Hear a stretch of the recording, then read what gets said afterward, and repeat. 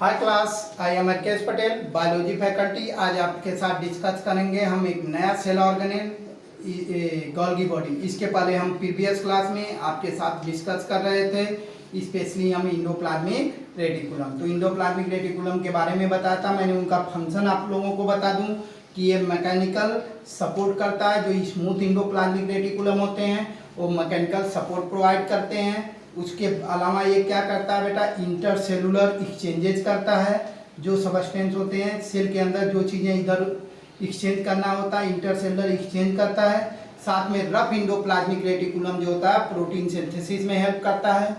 और जो smooth endoplasmic reticulum होता है वो लिपिड सिंथेसिस में हेल्प करता है। ये गोल्गी बॉडी का निर्माण करते हैं। ये किसका निर्माण करते हैं बेटा, तो ये गोल्गी बॉडी का निर्माण करते हैं। इसके अलावा और क्या करते हैं बेटा, तो ये सेलुलर मेटाबॉलिज्म में हेल्प करेंगे और बेटा ये न्यूक्लियर मेम्ब्रेन का फॉर्मेशन करेंगे। ठीक है, तो अब हमारा नया टॉपिक जो है वो गोल्गी बॉडी। हमारा टॉपिक क्या आ रहा है, चल रहा बेटा, तो गोल्गी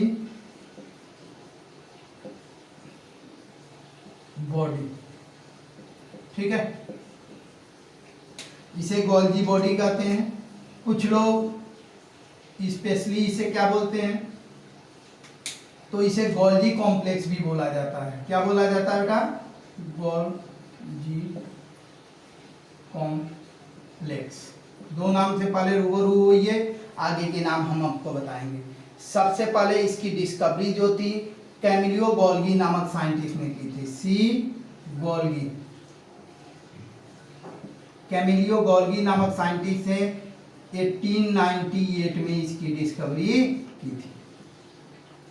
ठीक है, किसने किया था, तो नर्व सेल में। ये पूछ सकता है क्वेश्चन।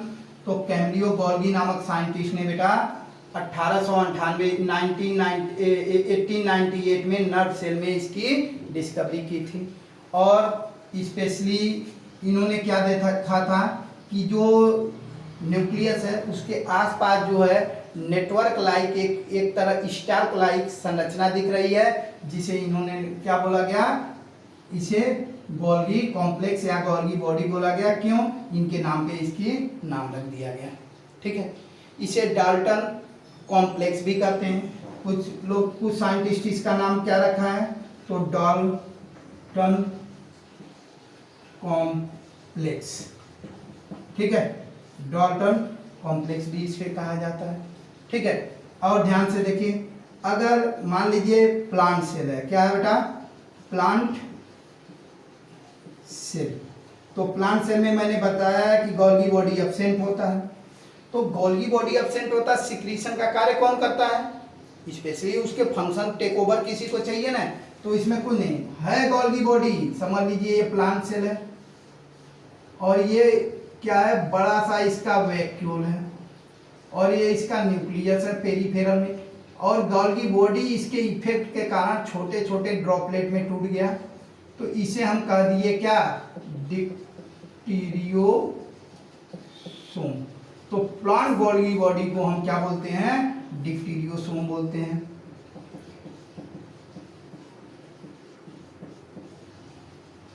प्लांट गोल्गी बॉडी को क्या बोला जा रहा बेटा, डिप्टीरियोसोम।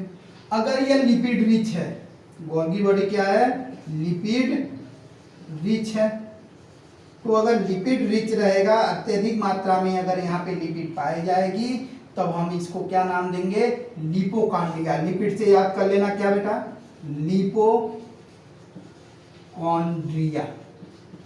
इसे हम लिपोकॉन्ड्रिया नाम दे देते हैं।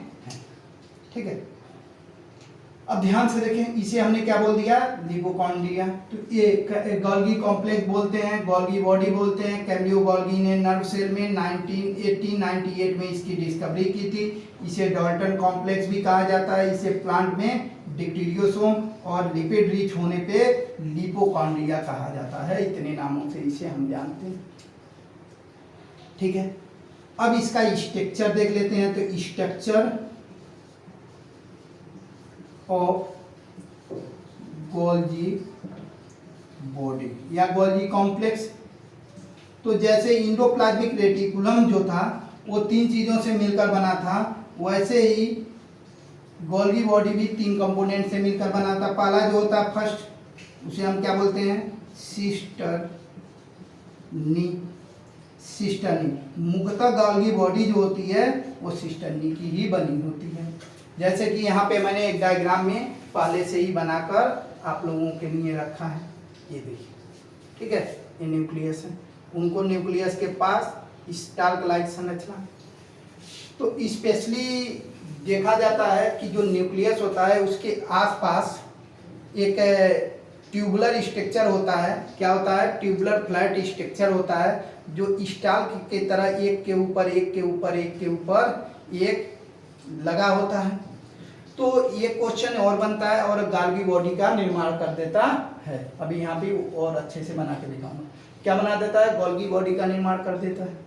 तो पहला तो क्वेश्चन यही उठता है बेटा कि क्या गोल्गी बॉडी सभी सेलों में सेम होते हैं, या इनकी थिकनेस पे कोई प्रभाव पड़ता है, या इनकी अमाउंट में कम या बेसी होते हैं। तो मैं एक वर्ड बोल सकता हूँ कि गोल्गी बॉडी जो होता है सेल टू सेल रिक्वायरमेंट के अकॉर्डिंग वेरी करता है, कहीं पे ज़्यादा कहीं पे कम होते हैं, ठीक है। ये स्पेशली आपस में तो इनके जो ट्यूब्यूल्स होते हैं, जो सिस्टर्नी होते हैं, आपस में सेपरेट होते हैं। जो स्पेशली ट्रांस और सी स्पेस है वो अलग अलग होते हैं, लेकिन एक दूसरे से जुड़े होते हैं। जैसे अगर बात किया जाए, ध्यान से देखो, तो ये उभरा हुआ भाग देख रहा है, इसको हम क्या बोल सकते हैं बेटा, जो उभरा हुआ भाग है, ये देखिए, ये उभरा हुआ भाग है और किधर है, इसे हम क्या बोल रहे हैं, इसे हम बोलते हैं न्यूक्लियस, न्यूक्लियर मेम्ब्रेन। तो ये न्यूक्लियस हो गया। अब ये उभरा हुआ भाग जो इधर की तरफ है, इसे कॉन्वेक्स फेस बोलते हैं। क्या बोलते हैं बेटा, कॉन्वेक्स फेस, पहला पॉइंट। तो अगर उभरा हुआ तो इसे कॉन्वेक्स बोलेंगे, तो इधर वाला जो पार्ट है बेटा, बाहर वाला, ये वाला, इसे क्या बोलेंगे, कॉनकेव फेस बोलेंगे। कौन सा, फर्स्ट पॉइंट आ गया कि जो प्लाज्मा मेम्ब्रेन की तरफ है वो कॉनकेव फेस है, और जो न्यूक्लियर मेम्ब्रेन की तरफ है उसे कॉन्वेक्स फेस बोलते हैं, पहला पॉइंट। दूसरा पॉइंट ये है बेटा, ध्यान से देखना, इसे हम बोलते हैं सीस फेस। क्या बोलते हैं बेटा, सीस फेस मेन होता है, इसलिए इसे हमने क्या बोला, सीस पे। तो अगर ये सीस है तो बाहर जो प्लाज्मा मेम्ब्रेन की तरफ है उसे हम ट्रांस फेस बोलेंगे। क्या बोलेंगे, ट्रांस फेस। अब तीसरा, जो भी इंडोप्लाज्मिक रेटिकुलम से पदार्थ रिलीज किया जाता है उसको ये कैच करके और ट्रांसफर करता है, इसलिए इसे फॉर्मिंग, बनाने का काम, फॉर्मिंग फेस बोलते हैं। क्या बोलते हैं, फार्मिंग फेस। मतलब यहीं से बन रहा है गोल्गी बॉडी, तो इसे क्या बोलेंगे बेटा, तो वहाँ फार्मिंग हो रहा है तो यहाँ पे बोलते हैं मैच्यूरेशन फेस, इसे मैच्यूरेशन फेस बोलते हैं। ध्यान से सुनो। अब ये चीज को हम बाहर निकाल रहे हैं, इसे हम क्या कर रहे हैं बेटा, बाहर निकाल रहे हैं। जैसे कैसा स्ट्रक्चर होता है इनका,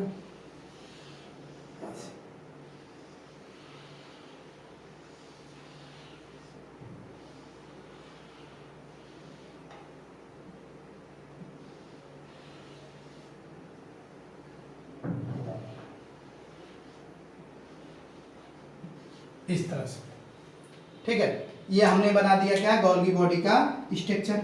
तो ये वाला फेज जो था, ये मान लीजिए इधर क्या है, न्यूक्लियस है।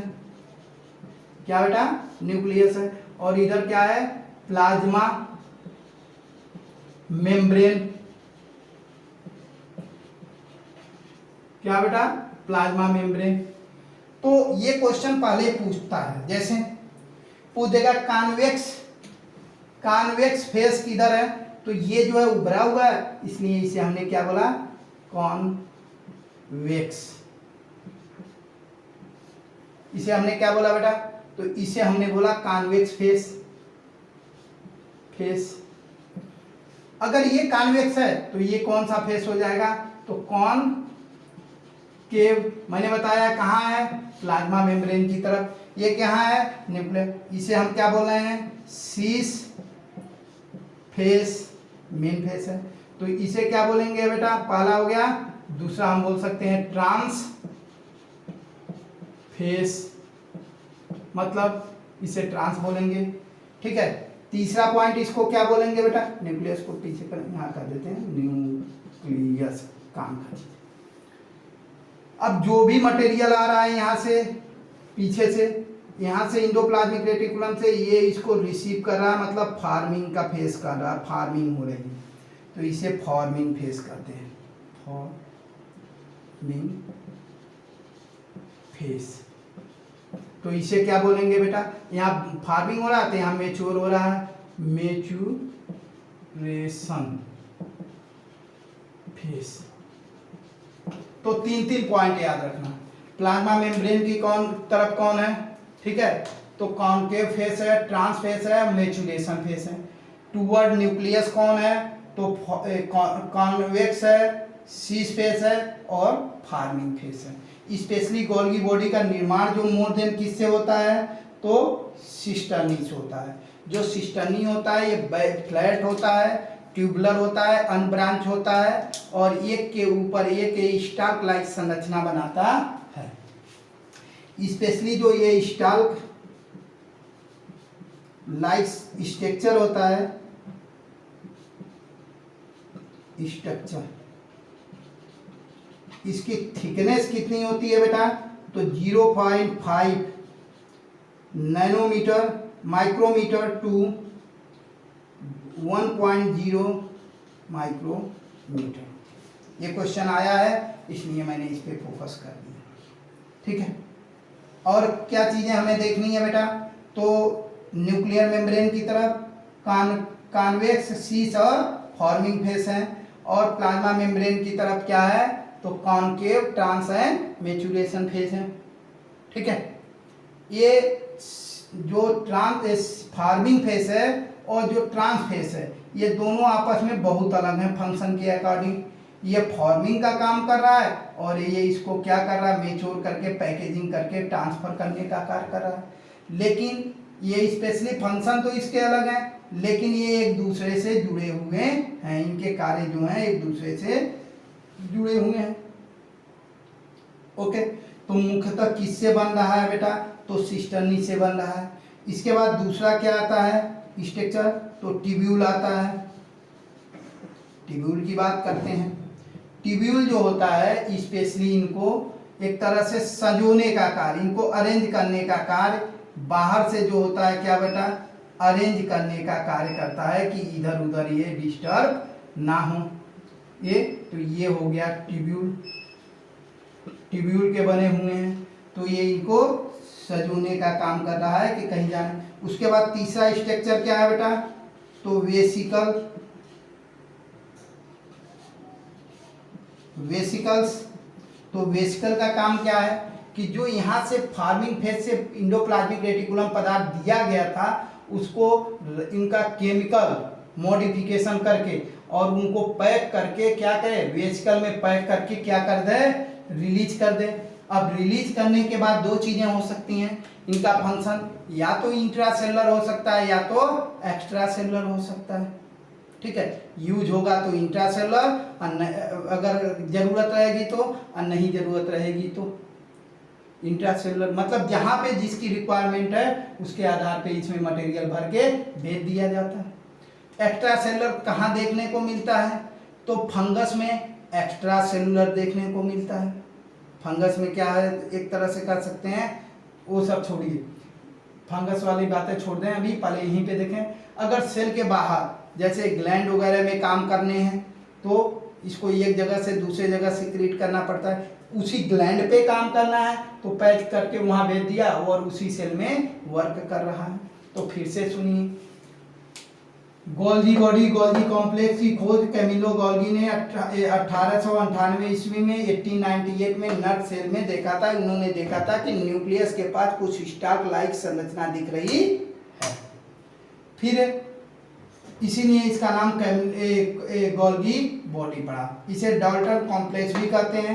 प्लांट सेल में वैक्यूल के इफेक्ट के कारण ये टूट जाता है और छोटे छोटे पार्ट में ड्रॉपलेट में परिवर्तित हो जाता है, जिसे इसे डिक्टीरियो लाइसोसोम कहते हैं। अगर ये लिपिड रिच है तो इसे लिपोकॉन्ड्रिया कहते हैं। अगर इसकी स्ट्रक्चर की बात करें तो गोल्गी बॉडी मुख्यतः सिस्टर्नी, ट्यूब्यूल्स एंड वेसिकल से मिलकर बने होते हैं। मुख्यतः ये किससे बने होते हैं बेटा?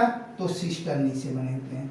सिस्टर्नी जो होता है अनब्रांच होता है, फ्लैट होता है, आपस में एक स्टार्क लाइक संरचना बनाता है जिसकी थिकनेस 0.5 माइक्रोमीटर से लेकर, ठीक है, 1.0 माइक्रोमीटर तक होती है, सॉरी नैनोमीटर तक होती है। ये चीजें हो गई। अब यहाँ पे ध्यान से देखेंगे, ये इसकी थिकनेस हो गई। अब ये क्या होता है कि सेल टू सेल वेरी करता है, सेल टू सेल वेरी करता है।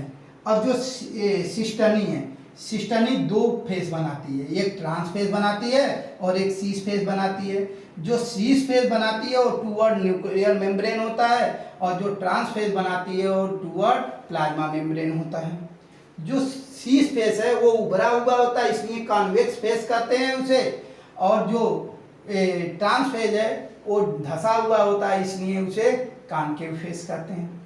यह फॉर्मिंग इंडोप्लाज्मिक रेटिकुलम द्वारा दिए गए सबस्टेंस को कैच करता है और कैच करके उसको ऊपर भेजता है, इसलिए इसे फॉर्मिंग फेस कहते हैं। और आगे जाते जाते मेच्योर हो जाता है, इसलिए इसे मेचुरेशन फेस कहते हैं।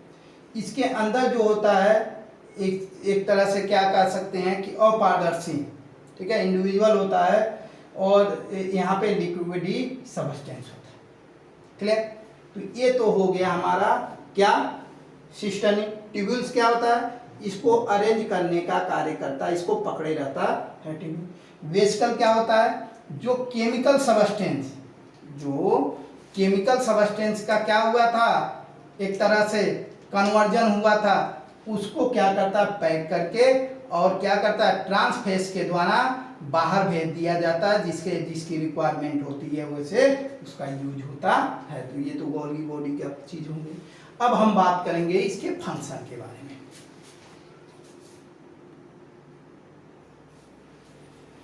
अब हम देख क्या रहे हैं बेटा? तो हम देख रहे हैं पहला इसका फंक्शन, तो function of Golgi body, Golgi body के फंक्शन, सबसे इंपॉर्टेंट फंक्शन होता है सिक्रीशन ऑफ माइक्रोमॉलिक्यूल। इस सेल सिक्रीशन कहते हैं। क्या कहते हैं? ये क्या करता है बेटा? Cell secretion. ये सेल सिक्रेशन में हेल्प करता है, ठीक है। सेल सिक्रेशन में करता क्या है? तो सिक्रीशन ऑफ माइक्रो मॉलिक्यूल, माइक्रोमॉलिक्यूल का ये क्या करता है? सिक्रीशन। तो कभी फंक्शन इसका अगर मेन आ जाए तो मेन फंक्शन सिक्रीशन होता है, ठीक है, ध्यान से सुनना। और क्या काम होता है इसका बेटा? तो अब कैसे सिक्रीशन होता है, क्या चीजें होती हैं, देखिए। ये क्या करता है कि फर्स्ट पॉइंट अगर देखा जाए तो इसका सीस फेज जो होता है इंडोप्लाज्मिक रेटिकुलम का क्या करता है? टेक करता है, और टेक करने के बाद उसमें क्या करता है? एक केमिकल कन्वर्जन करता है, और कन्वर्जन करने के बाद उसको भेज दिया जाता है कहाँ पे? ट्रांसफेस में। तो ये तो सिक्रीशन हो गया माइक्रोमॉलिक्यूल का। और क्या कर रहा है बेटा? तो ये स्पेशली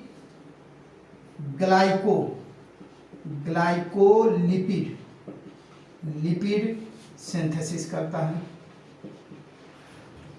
क्या करता है? Glycolipid and glycoprotein. तो ग्लाइकोलिपिड एंड ग्लाइकोप्रोटीन की क्या करता है बेटा? सिंथेसिस करता है। ध्यान से देखना, ग्लाइकोलिपिड एंड ग्लाइकोप्रोटीन का क्या कर रहा है? ये सिंथेसिस कर रहा है। जो ग्लाइकोलिपिड सिंथेसिस है, क्या है? ग्लाइकोलिपिड की जो सिंथेसिस है उसको ग्लाइकोसाइडेशन प्रोसेस कहते हैं। जो केमिकल कन्वर्जन हो रहा है किस प्रोसेस द्वारा? तो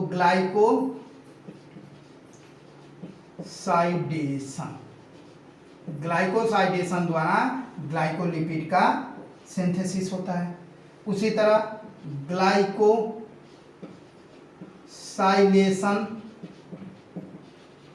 क्या बेटा? ग्लाइकोसाइलेशन द्वारा किसका निर्माण होता है? तो ग्लाइकोप्रोटीन का निर्माण होता है। ओके, स्पेशली सीस फेस द्वारा ये क्या कर रहा है? इंडोप्लाज्मिक रेटिकुलम के मटेरियल को रिसीव कर रहा है, और ट्रांसफेज द्वारा उसे क्या कर रहा है? वेसिकल में पैक करके और उसको क्या कर दिया जा रहा है? सेल से बाहर भेज दिया जा रहा है। इसीलिए इसे क्या बोलते हैं बेटा? इसे बोलते हैं मिडिल मैन। आप क्या बोलते हैं बेटा? मिडिल मैन ऑफ सेल, या traffic police cell of cell बोलते हैं। Middle man of cell, micromolecule का ये क्या कर रहा है? एक तरह से ट्रांसपोर्ट करने का। और क्या काम करता है बेटा? ये specially cell wall material synthesis करता है। क्या करता है बेटा? तो यह सिंथेसिस करता है, synthesis of cell wall material. मैंने सेल वॉल फॉर्मेशन में आपको बताया था कि जो मैट्रिक्स होती है वो गोल्गी बॉडी के द्वारा ही सिक्रीट की जाती है। तो जो मैट्रिक्स बनाई जाती है उसकी, ठीक है, दो चीज़ें मैंने बताई थी। हमने बताया था एक स्पेशली माइक्रोफाइब्रिल और एक मैट्रिक्स। तो मैट्रिक्स वाले जो पदार्थ होते हैं सेल वॉल के, वो सिंथेसिस कौन करता है बेटा? तो गोल्गी बॉडी। जैसे प्रोटीन हो गया, हेमिसेलुलोज हो गया, लिपिड हो गया, पेक्टिन हो गया, इन सारी चीज़ों का। इसके अलावा क्या करता है बेटा? ये कोशिका ड्यूरिंग, कहाँ पे? During cell division. जब सेल डिवीजन होता है वहां पे क्या काम करता है?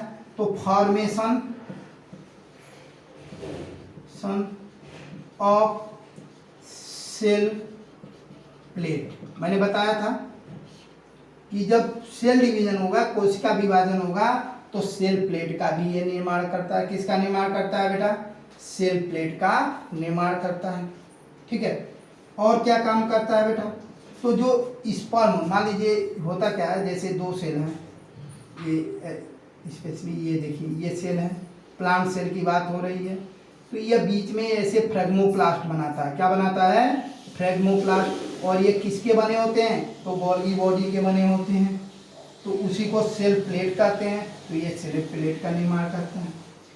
ठीक है, अब आगे आता है जो स्पेलिंग में स्पर्म होते हैं, स्पर्म के ऊपर की साइड हेड रीजन में एक ऐसा उभरा हुआ सबस्टेंस जिसमें एंजाइम भरे होते हैं। और आप जानते हैं जहाँ पर भी एंजाइम ग्लैंडुलर पार्ट होंगे वहाँ गोल्गी बॉडी। तो इस वाले पार्ट को हम क्या बोलते हैं? एक्रोसोम। इस वाले पार्ट को हम क्या बोलते हैं बेटा? एक्रोसोम बोलते हैं। तो ये क्या करता है? ड्यूरिंग स्पर्मेटोजेनेसिस क्या करता है? Formation of acrosome. तो लिख सकते हैं क्या? Formation of acrosome during spermatogenesis.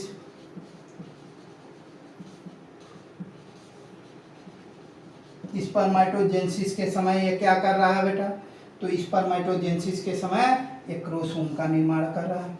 और क्या करता है? एक में ये विटिलाइन मेम्ब्रेन का भी फॉर्मेशन गोल्गी बॉडी के द्वारा होता है। किसके द्वारा? तो एक में विटिलाइन मेम्ब्रेन का निर्माण भी गोल्गी बॉडी के द्वारा ही होता है। इसके अलावा ये क्या काम करता है बेटा? यह लाइसोसोम का फॉर्मेशन करता है। Formation of lysosome. क्या? फॉर्मेशन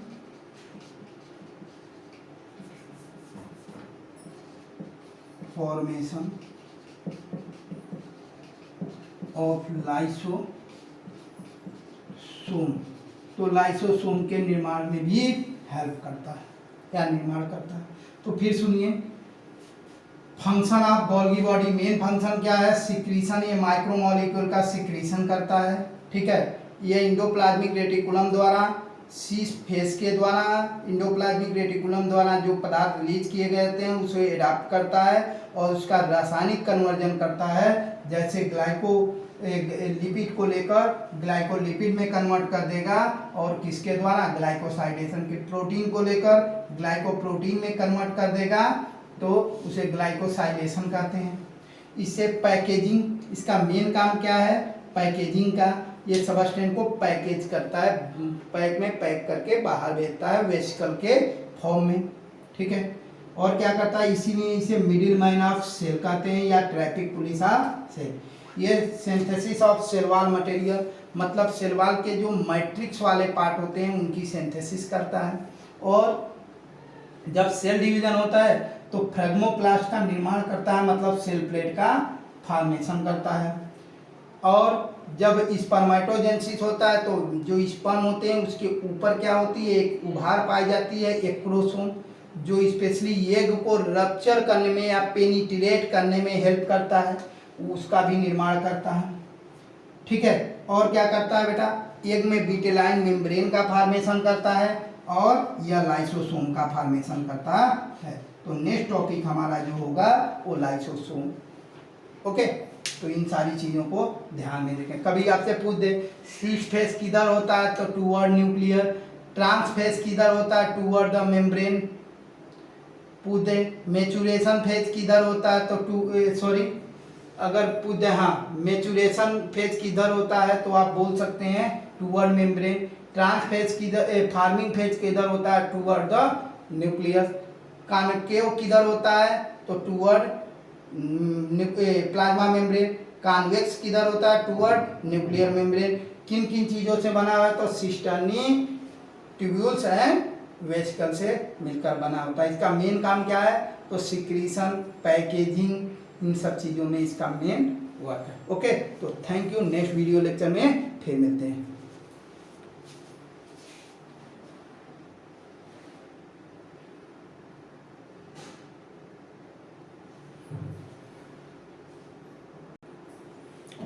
हमारा जो नेक्स्ट टॉपिक होगा बेटा वो क्या होगा, लाइसोसोम। लाइसोसोम को हम सुसाइडल बैग ऑफ सेल कहते हैं। क्या कहते हैं बेटा, लाइसोसोम को सुसाइडल बैग ऑफ सेल कहते हैं। कारण क्या है, क्योंकि इसमें बहुत सारे मोर देन 50% हाइड्रोलाइटिक एंजाइम पाए जाते हैं जो काफ़ी एसिडिक होते हैं। इनका पीएच लगभग 5 होता है, ठीक है। ये हमारे लिए बेनिफिशियल भी होते हैं। स्पेशली ये क्या करते हैं, इनके अंदर जो होता है कार्बोहाइड्रेट, प्रोटीन, लिपिड, न्यूक्लियस को डाइजेस्ट करने वाले एंजाइम प्रेजेंट होते हैं, ठीक है। इसका निर्माण गोल्गी बॉडी से होता है। इनको पॉलीमॉर्फिक ऑफ सेल ऑर्गेनेल करते हैं, मतलब इनके कई रूप हैं, जैसे primary lysosome, secondary lysosome, tertiary lysosome, ETC। और भी बहुत सारे लाइसोसोम के बारे में जैसे जैसे इनके फंक्शन होंगे हम देखेंगे, ओके। तो थैंक यू।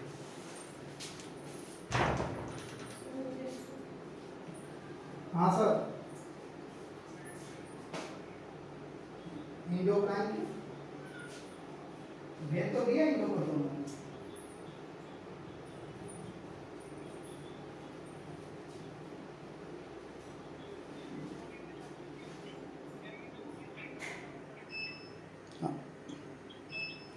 वो वही है सर, वही है इंडोक्राइन का चैप्टर वही है। हाँ एक मिनट, हाँ वही है, हाँ भाई साहब वही है, हाँ वही है इंडोक्राइन, हाँ पूरा पहुंच गया। सेल को 3 लेक्चर पहुंचा होगा, कितना है 4 लेक्चर, 2 लेक्चर में खत्म हो जाएंगे, फिर हम उसका देंगे आपको, ठीक है। हाँ इंग्लिश